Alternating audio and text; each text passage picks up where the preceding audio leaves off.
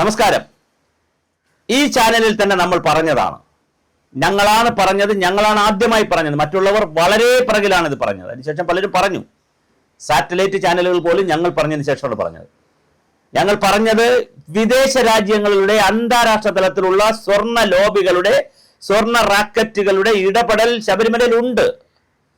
അല്ലാതെ ശബരിമല പോലുള്ള ഇത്രയും വലിയ ഒരു ക്ഷേത്രത്തിൽ നിന്ന് അതിന്റെ വാതിലും കട്ടളപ്പടിയും നമ്മുടെ ഗോപുരവും ശില്പവും ഇതെല്ലാം എടുത്തുകൊണ്ട് പോകാൻ പറ്റുന്നതല്ല. ഇപ്പോഴിതാ എല്ലാം ക്രിസ്റ്റൽ ക്ലിയർ ആയിട്ട് വെളിയിൽ വന്നിരിക്കുന്നു. ഇന്നലെ ഹൈക്കോടതി പറഞ്ഞു, സ്പെഷ്യൽ ബെഞ്ച് പറഞ്ഞു, ജഡ്ജിമാർ 2 പേർ കൂടി പറഞ്ഞു, ഇതാ സ്പെഷ്യൽ ഇൻവെസ്റ്റിഗേഷൻ ടീം വെങ്കടേഷ IPSന്റെ നേതൃത്വത്തിലുള്ള, ശശിധരന്റെ നേതൃത്വത്തിലുള്ള ടീം കണ്ടെത്തിയിരിക്കുന്നു. 2ാമത്തെ റിപ്പോർട്ട് ഹൈക്കോടതി കൊടുത്തിരിക്കുമ്പോൾ വളരെ കൃത്യം പറഞ്ഞിരിക്കുന്നു.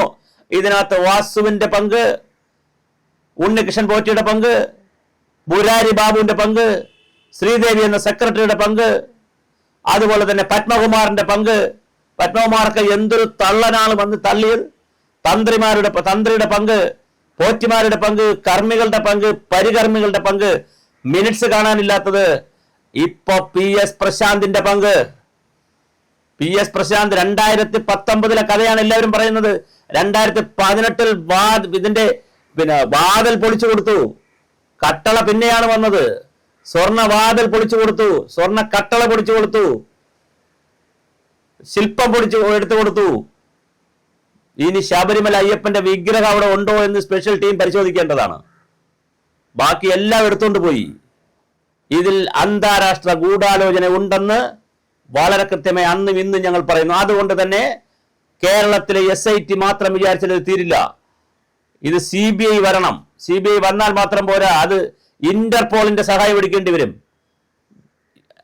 എവിടെയെല്ലാം ലോകത്ത് മലയാളികൾ മുതലാളിമാരായി താമസിക്കുന്നുണ്ടോ അവരിൽ ആർക്കൊക്കെ ഈ സ്വർണം കൊടുത്തു? ഇത് ദിവ്യത്വമുള്ള സ്വർണമാണ്, ഇത് ദേവന്റെ സ്വർണമാണ്, അയ്യന്റെ സ്വർണമാണ്. അത് സാധാരണ 1 പവന് 1 ലക്ഷം കിട്ടുമെങ്കിൽ ഈ ഇതിന്റെ 1 പവന് 10 ലക്ഷമോ 1 കോടിയോ ആളുകൾ കൊടുത്ത് വാങ്ങാൻ തയ്യാറാണ് വിശ്വാസികൾ. കാരണം അയ്യന്റെ കട്ടളപ്പടിയുടെ അമ്പലത്തിലെ ശബരിമല ക്ഷേത്രത്തിൽ പോകാൻ കഴിയാത്ത 10,000-കണക്കിന്, ലക്ഷക്കണക്കിന്, കോടിക്കണക്കിന് സ്ത്രീകളുണ്ട്. അവരെല്ലാം അയ്യപ്പന്റെ വിഗ്രഹത്തിന്റെ മുന്നിൽ വെച്ചിരിക്കുന്ന വാതിൽപ്പടിയുടെ, ശ്രീകോവിലിന്റെ വാതിൽപ്പടിയുടെയോ കട്ടളപ്പടിയുടെയോ അവിടെ ഇരിക്കുന്ന ശില്പത്തിന്റെയോ അല്പം സ്വർണം കിട്ടുമെന്ന് പറഞ്ഞാൽ ജീവിതത്തിന് പുണ്യം കിട്ടുമെന്ന് വിചാരിച്ച് കോടിക്കണക്കിന് രൂപ കൊടുക്കും അവരുടെ പൂജാമുറിയിൽ വെക്കാനായിട്ട്. വേണമെങ്കിൽ അവർ ആ സ്വർണം കൊണ്ട് മോതിരവും വളയും കമ്മലും മാലയും ഒക്കെ ഉണ്ടാക്കിയിടും. അത്ര വലിയ സ്മഗ്ലിംഗ് ആണ് ശബരിമലയിൽ നടന്നത്. എന്തായാലും ഒരു കാര്യത്തിൽ നമുക്ക് ഉറപ്പിക്കാം, അത് കുറേശ്ശെ പുറത്തു വരുന്നുണ്ട്. അത് അടഞ്ഞു പോകുന്നില്ല. ഒരു പോറ്റിയിൽ ഉണ്ണികൃഷ്ണൻ പോറ്റിയിൽ നിൽക്കുമെന്നാണ് എല്ലാവരും പറഞ്ഞത്.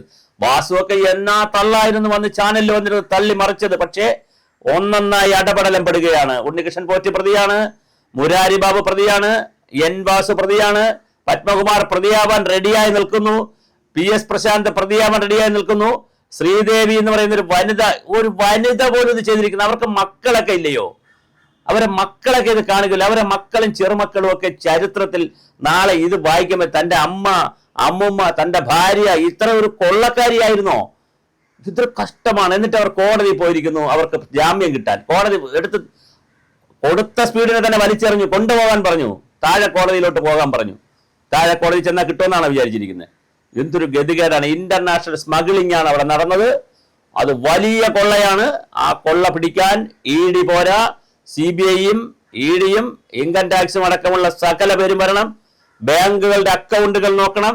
ഇവരെ മാത്രം പോരാ, കഴിഞ്ഞ 10-25 വർഷക്കാലത്തെ ദേവസ്വം ബോർഡ് അംഗങ്ങളായിരുന്നവർ, അവിടെ വർക്ക് ചെയ്ത ഓഫീസർമാർ മുഴുവൻ പേരുടെയും ബാങ്ക് അക്കൗണ്ടുകൾ കൃത്യമായി ഫ്രീസ് ചെയ്തുകൊണ്ട് അതിൽ അന്വേഷണം നടത്തിയാൽ ഇനി വരാനിരിക്കുന്നതാണ് വമ്പൻ സ്രാവുകൾ, വലിയ മീനുകൾ, വലിയ വെളിയിൽ കണ്ടത് ചേരയാണെങ്കിൽ അളയിൽ കാണുന്നത് മൂർഖൻ പാമ്പായിരിക്കും. അതുകൊണ്ട് അതെടുത്ത് തന്നെ കൊണ്ടുപോകണം. ഹൈക്കോടതി എന്തായാലും വളരെ ഗൗരവമായി ഈ വിഷയത്തിൽ ഇടപെട്ടിട്ടുണ്ട്. പക്ഷെ അതിലൊരു പ്രതീക്ഷ നമുക്ക് നൽകുന്നു. എന്നായാലും ഇത് മന്ത്രിയിലേക്ക് നീളുമോ? കടകംപള്ളി സുരേന്ദ്രനുണ്ട്, വാസവനുണ്ട്, മന്ത്രിമാരിലേക്ക് നീളുമോ? ഈ സെക്രട്ടറിമാരും ദേവസ്വം പ്രസിഡന്റുമാരും ഒക്കെ ഇതൊക്കെ ചെയ്യുമ്പോൾ ഇതൊന്നും അറിയാതെ, ഇതൊന്നും ആരും അറിയാതെ പൂച്ച പാല് കുടിക്കുമ്പോൾ ആരും അറിയാതെ, മന്ത്രിമാരൊന്നും അറിയാതെ നടന്നോ? വളരെ ഗൗരവമായ ചോദ്യമാണ് ജനങ്ങൾക്ക് അറിയാനുള്ളത്. അതുകൊണ്ട് ശബരിമലയുടെ കാര്യത്തിൽ വളരെ ഗുരുതരമായിട്ടുള്ള സാമ്പത്തിക ക്രമക്കേടും സ്വർണം അടിച്ചുമാറ്റലും ഒക്കെയാണ് നടന്നിരിക്കുന്നത്. ഇനി ഒരു കാര്യം കൂടെ പറഞ്ഞ് അവസാനിപ്പിക്കാം. ഒരു ശബരിമലയിൽ ഇങ്ങനെയാണെങ്കിൽ കേരളത്തിലെ തിരുവിതാംകൂർ ദേവസ്വത്തിന് കീഴിലുള്ള 1250ഓളം ക്ഷേത്രങ്ങളിൽ എവിടെ നിന്നെല്ലാം ഭണ്ഡാരം കുത്തി തുറന്ന് പൈസ കൊണ്ടുപോയിട്ടുണ്ട്, എവിടെ നിന്നെല്ലാം സ്വർണം അടിച്ചു മാറ്റിയിട്ടുണ്ട്. ഇതറിയാൻ മലയാളിക്കും വിശ്വാസികൾക്കും ഹിന്ദു സമാജത്തിനും അവകാശമുണ്ട്. അതാരുടെയും ഔദാര്യമല്ല.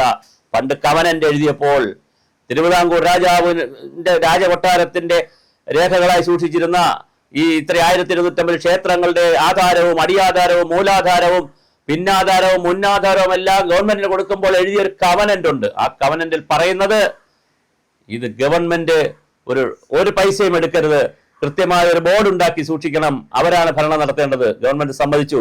പക്ഷെ ഒരു കാര്യം കൂടി ആ കവനന്റിലുണ്ട്, വിശ്വാസികളായിരിക്കണം ബോർഡിൽ ഉണ്ടാകേണ്ടത്. പക്ഷേ നിർഭാഗ്യവശാൽ അവിശ്വാസികളിലെ വിശ്വാസികളെന്ന് പറഞ്ഞ് കമ്മ്യൂണിസ്റ്റുകാരെയോ കമ്മ്യൂണിസ്റ്റ് സഹയാത്രികരെയോ അവിടെ കൊണ്ടുവരുന്നു.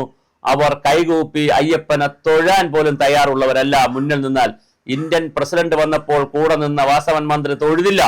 അങ്ങനെ തൊഴാൻ പോലും, ആരെ കണ്ടാലും നമ്മൾ തൊഴുമല്ലോ, എന്നാൽ ദൈവത്തെ കണ്ടാൽ തൊഴാൻ പോലും കഴിയാത്ത മന്ത്രിമാരും ദേവസ്വം ബോർഡും പ്രസിഡന്റുമാരും ഒക്കെ കൂടി ഭരിച്ച് മുടിച്ച് സകലതും കഴക്കോലും ഊരിക്കൊണ്ട് പോയെന്ന് പറഞ്ഞാലും അതിലൊരു അത്ഭുതമില്ല. ഇത് അന്താരാഷ്ട്ര സ്മഗ്ലിംഗ് ആണ്. അതിന് ഇന്റർപോൾ തന്നെ ഈ കേസിൽ ഇടപെടണം.